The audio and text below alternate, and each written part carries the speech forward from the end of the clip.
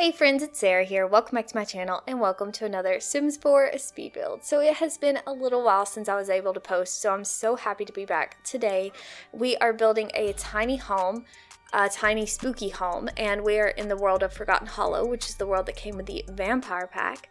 If all goes well, you guys should be seeing this on Halloween, so if you're watching, happy Halloween. I hope you guys are doing really well. And yeah, basically I just wanted to go all out with this build. I wanted to do it for like a sim that just really loves the season, really loves Halloween, decorates their whole yard, the inside of their house, the whole 10 yards. I don't know. It's not really built for a vampire sim specifically because it's not got a coffin to sleep in. I have the vampire pack, but I haven't played with it a whole lot, so I actually don't know exactly what all vampire sims need and what they don't need, so I just decided to make it for a regular sim who maybe lives in the neighborhood but isn't a vampire, but gets along with everyone really well and just really loves Halloween. So that's what I was going for with this build. I'm going to go on and pop up the picture that inspired this build on the screen where you guys can kind of see what I was going for and what I was doing and stuff like that. As usual, I was inspired by a picture that I saw on Pinterest, and I just thought this house was really cool as far as spooky houses go. It was tiny, which I kind of wanted to do because I was running out of time to build, and it also just had a lot of character and really cool things. So one thing that I really loved about this build was the windows, and as you can see, they kind of look like they don't have glass. They're just open into the house. They've been boarded up. It makes it look really spooky. And so we're going to work on that in a little while, and I'll kind of tell you how I did it. I use the T.O.O.L mod a lot for stuff like that, and just in case anybody isn't familiar with the T.O.O.L mod, you don't have to have the T.O.O.L mod in your game if you want to download a build that someone uses the T.O.O.L mod. Everything that they change will stay the same as long as you have your move objects cheat on when you place the build in your game. But that's just in case, like the word mod used to freak me out because I didn't know exactly what it meant, so I'm just letting you guys know. But now we're doing the windows right now. So what we did was we took a window from the get together pack because it was kind of the size that I wanted it to be. So when you size down windows in the game, it kind of leaves this gap. As you can see the window, but then you have this like open just kind of gap in the wall, which is what I wanted. I didn't want it to look like it had glass or anything like that. So I'm going to go later and I'm going to turn that window, I'm going to use the T.O.O.L mod to scale that window down all the way to where it's basically invisible. It's still there, but you can't see it. Then I used this object that you can see, that went by really fast. So this blue frame that you see around the window is also an item that I think came from the Get Together pack. I'm not 100% sure on that, but it comes from the sculpture setting. And I'm going to be honest, I never really understood that item and kind of what its purpose is, but it does work out really well when you want to frame an item. And so it had one of the color choices was this blue, and I kind of had a gray and blue theme going, so I decided to go with that to frame the window, and I did that using the T.O.O.L mod to kind of manipulate it around. And then as you can tell, we have 4 windows total. And then I used another item from the debug menu, which is like one of the fence items. And then I used not every debug item can be changed with the T.O.O.L mod. I guess not every item at all can be changed with the T.O.O.L mod, but there's especially some debug items that you can't change. But this item you can, and so that's what we used. We kind of tilted it around different, angles, as you can see, to make it look like the windows were boarded up. And that is basically it for the windows. That was my favorite part of this build. I was really excited for that. So I hope you guys like it. Let me know what you think in the comments. I feel like it kind of had the effect that I wanted it to have. I was pretty happy with it. Now on the inside, it looks a little bit different because it doesn't have that frame. So it looks a little bit, it looks a little bit probably unfinished, but I had spent a lot of time with the outdoor frames and I didn't really want to do it again for the indoor frames because it was a little bit tricky moving them around for some reason. But yeah, basically this is the outside of the house, like the basic structure of it. We're adding in now some wall decor from Vampire just to make it a little bit run down, like a little bit tore up, and we've got scratches and all sorts of spooky stuff like that, some cobwebs. And one thing that I did cut out footage wise was I'm gonna add some bats around the top too. That was a debug item from the vampire pack, and I just used it, sized it up, made it higher in the game. I don't know how to explain that, but I kind of put it around the roof like they're all flying around the house.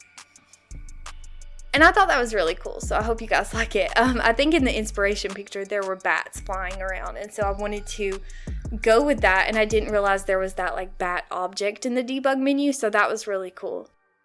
So now we're just decorating the outside of the house, and we've got lots of pumpkins from the spooky stuff pack. We've got lots of lights and decoration. We're going to add in some more lights and decoration later, just because this world is so dark that I felt like it needed a little bit more light. But yeah, now we're adding in the fence. So like I said, this house is built on a 30 by 30 lot.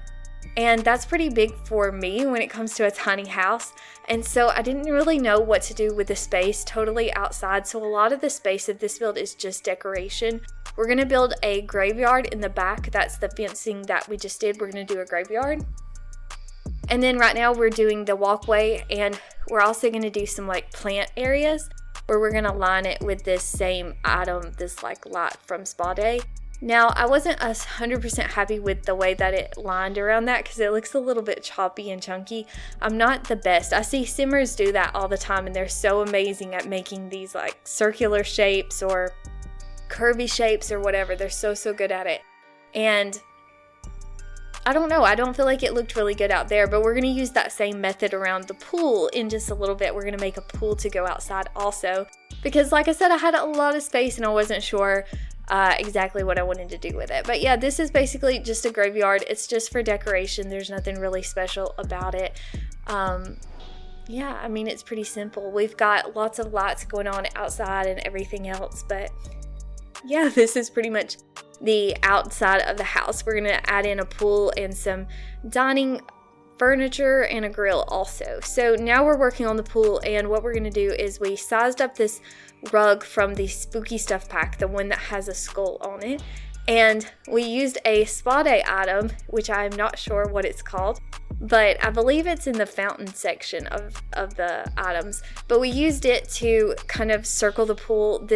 I've seen other simmers use this method. I think it's so cool, and especially to make kind of curvy pools and stuff like that. So that is what we did with the pool, and then we used the base game rocks, the like black rock for his eyes and mouth and nose. As you can see, that kind of went by really fast. That's another one of those things that's just super repetitive, so I cut out a lot of that footage.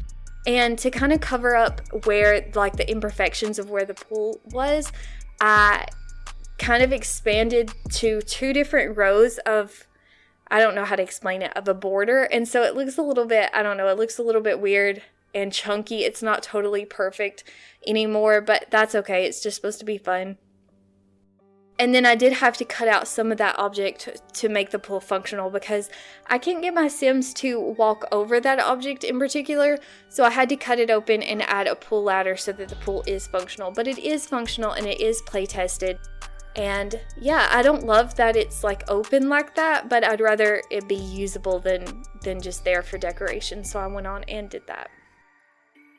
And yeah, basically that is the outdoor. We're going to add a few more like little details right here by the house because I don't know, in my mind this was, like I said, this was just a sim who was like really into Halloween and all out decorated and everything like that. So now we're going to go into the inside of the house, and the inside of the house is pretty small. It's not terrible, but the way that I built it, it only has one sim. Only one sim can live there, if that makes sense. But I think there is enough room in this house that if you wanted to change that around, you totally could.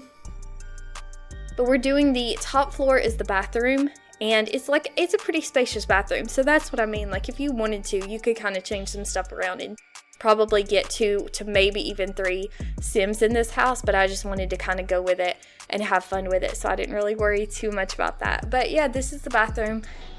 Everything on the inside is functional. It is play tested. I had some trouble with the inside actually, and that was down in the kitchen, and I'll talk about that as we get down there. But yeah, this is just basically, we've got lots more decorations. As I said earlier, I think I said it's kind of over the top. It's a lot of Halloween decorations, I know that, but it was really fun and I had a lot of fun with it. So like I said, we've got down below, we're gonna have a 1 bedroom and kind of like a TV area, like a sitting area, and then the kitchen is the area like right when you walk in the door. The like 3 tile area was the kitchen, and I had so much trouble figuring out how to make the kitchen functional. And it's so difficult sometimes to playtest because sometimes the object that's causing you trouble, that's the sim won't move because of, it can be outside the house, it can be something you've sized down, it can be so many things. And I never think about that when I'm actually building, so I always seem to mess up and just kind of have problems when I playtest later. But it is very important to me that most of my builds are functional, or at least most of the build is functional. And so, yeah, the kitchen was giving me problems. The refrigerator worked, the stovetop worked, but the cabinet that your Sims have to prepare the food on was not working. And I had moved stuff that was outside. I had moved stuff around outside. I had moved the decorations. I had moved like the decorations on top of the kitchen, like everything, the wall stuff that I knew should not be causing a problem at all with the functionality. I was like moving it just to make sure. And anyway, it ended up after like nearly an hour of trying to get that kitchen to work, it ended up being the light fixture. And that drives me crazy. So I don't remember if this light fixture was from Spooky Stuff or if it was from Seasons, but I really liked it. It's orange. It kind of fits in with the theme of the rest of the house. So I was really, really into it and I really liked it. And that was the problem. That was why the kitchen was not functional. And that's so frustrating to me because I understand when you size like up a light fixture, it can get in the way, like I get that. But this was completely, totally, that's just how that light fixture is, and it was just placed right there. And anyway, it was making that cabinet not be functional, which was really frustrating. And so that's changed now. And I think I got everything else put back together right. But I don't know. It was really frustrating. So it is functional now though. Everything in the house is functional. And yeah, that's pretty much it for this video. I can't think of anything else to say, so I'm gonna go on and let you guys see the tour. But thank you guys so much for watching, and I hope you guys are having an awesome day.